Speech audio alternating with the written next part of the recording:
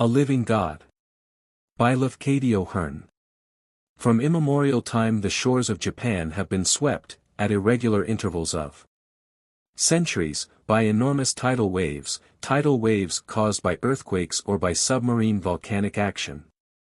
These awful sudden risings of the sea are called by the Japanese tsunami. On the evening of June 17, 1896, a wave nearly 200 miles long struck the northeastern provinces of Miyagi, Iwate, and Aomori, wrecking scores of towns and villages, ruining whole districts, and destroying nearly 30,000 human lives.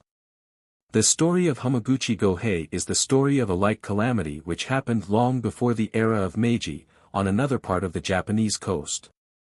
He was an old man at the time of the occurrence that made him famous. He was the most influential resident of the village to which he belonged. He had been for many years its muriosa, or headman, and he was not less liked than respected. The people usually called him Ojizen, which means grandfather, but, being the richest member of the community, he was sometimes officially referred to as the Choja. He used to advise the smaller farmers about their interests, to arbitrate their disputes, to advance them money at need, and to dispose of their rice for them on the best terms possible. Hamaguchi's big thatched farmhouse stood at the verge of a small plateau overlooking a bay. The plateau, mostly devoted to rice culture, was hemmed in on three sides by thickly wooded summits.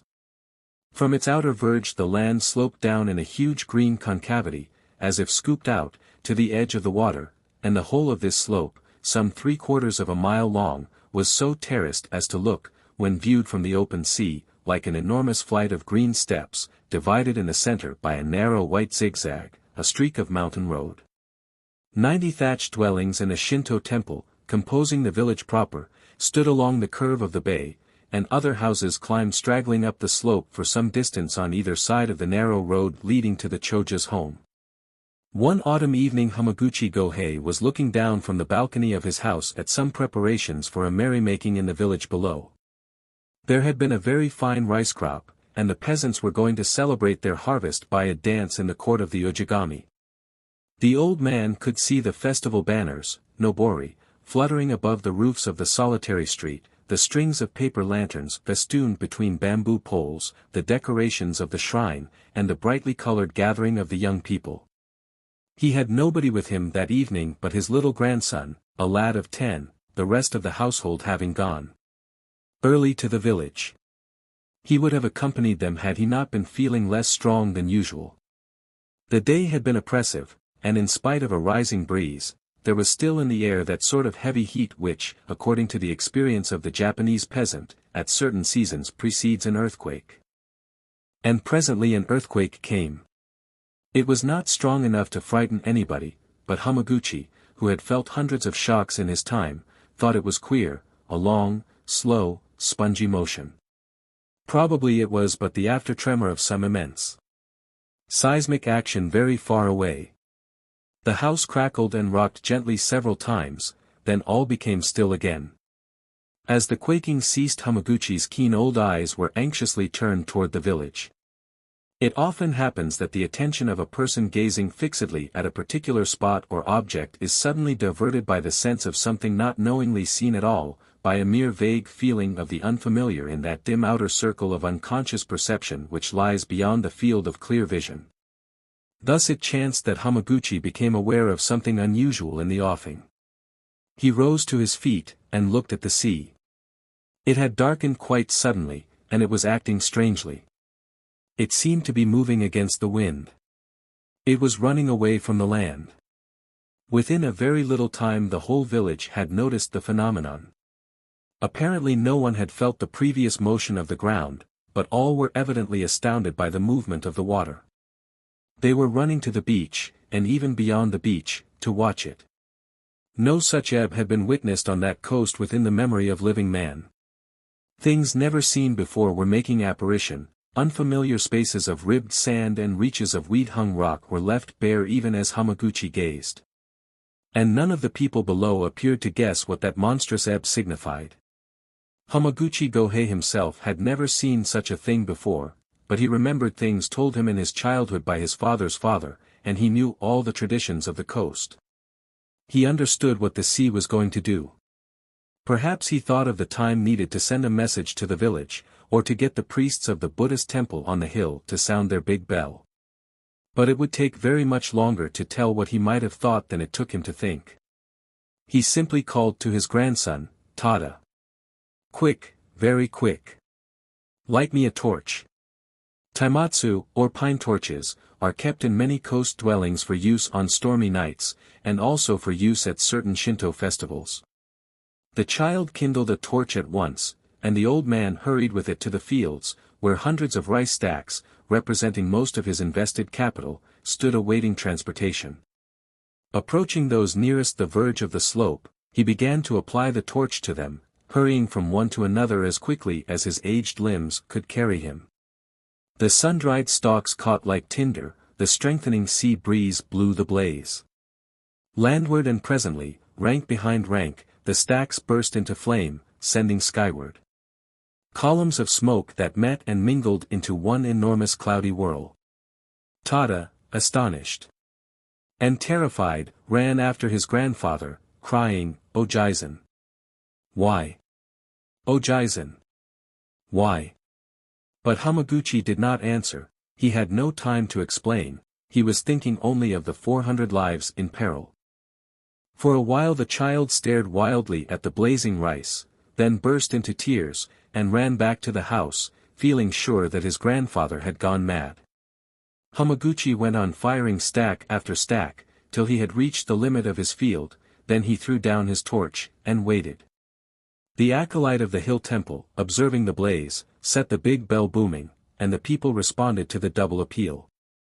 Hamaguchi watched them hurrying in from the sands and over the beach and up from the village, like a swarming of ants, and, to his anxious eyes, scarcely faster, for the moments seemed terribly long to him. The sun was going down, the wrinkled bed of the bay, and a vast sallow speckled expanse beyond it, lay naked to the last orange glow, and still the sea was fleeing toward the horizon. Really, however, Hamaguchi did not have very long to wait before the first party of succor arrived, a score of agile young peasants, who wanted to attack the fire at once. But the Choja, holding out both arms, stopped them. "Let it burn, lads," he commanded, "let it be. I want the whole Mura here. There is a great danger, Taihenda." The whole village was coming, and Hamaguchi counted. All the young men and boys were soon on the spot, and not a few of the more active women and girls, then came most of the older folk, and mothers with babies at their backs, and even children, for children could help to pass water, and the elders too feeble to keep up with the first rush could be seen well on their way up the steep ascent. The growing multitude, still knowing nothing, looked alternately, in sorrowful wonder, at the flaming fields and at the impassive face of their Choja. And the sun went down. "Grandfather is mad, I am afraid of him," sobbed Tada, in answer to a number of questions. "He is mad. He set fire to the rice on purpose. I saw him do it." "As for the rice," cried Hamaguchi, "the child tells the truth. I set fire to the rice. Are all the people here?" The Kumi-cho and the heads of families looked about them, and down the hill, and made reply, "All are here, or very soon will be.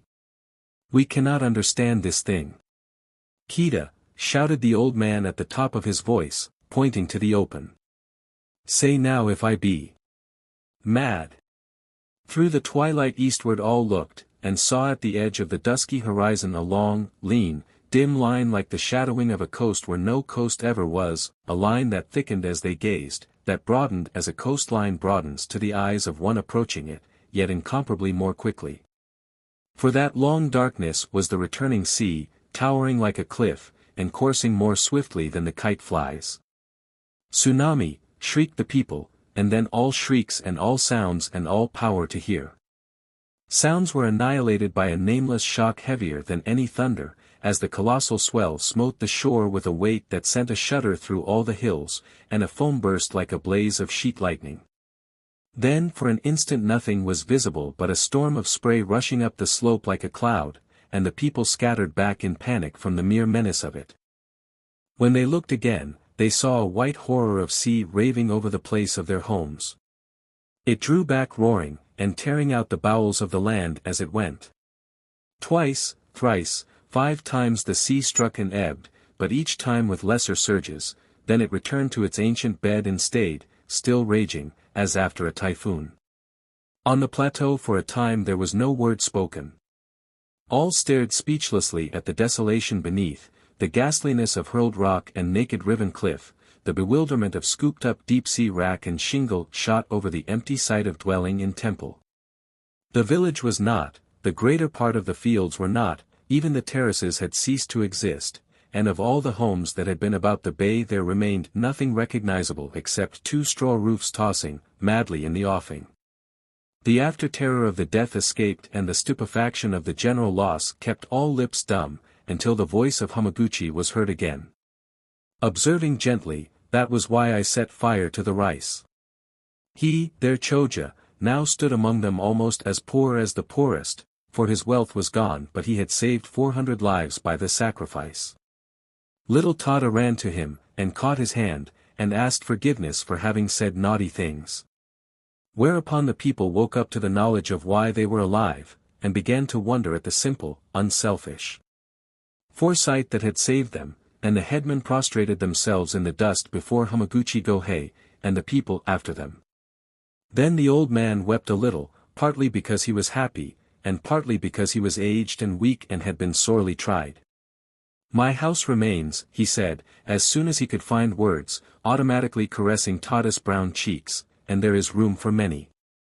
Also the temple on the hill stands, and there is shelter there for the others. Then he led the way to his house, and the people cried and shouted. The period of distress was long, because in those days there were no means of quick communication between district and district, and the help needed had to be sent from far away. But when better times came, the people did not forget their debt to Hamaguchi Gohei. They could not make him rich, nor would he have suffered them to do so, even had it been possible. Moreover, gifts would never have sufficed as an expression of their reverential feeling towards him, for they believed that the ghost within him was divine. So they declared him a god, and thereafter called him Hamaguchi Daimyojin, thinking they could give him no greater honor, and truly no greater honor in any country could be given to mortal man. And when they rebuilt the village, they built a temple to the spirit of him, and fixed above the front of it a tablet bearing his name in Chinese text of gold, and they worshipped him there, with prayer and with offerings. How he felt about it I cannot say, I know only that he continued to live in his old thatched home upon the hill, with his children and his children's children, just as humanly and simply as before, while his soul was being worshipped in the shrine below.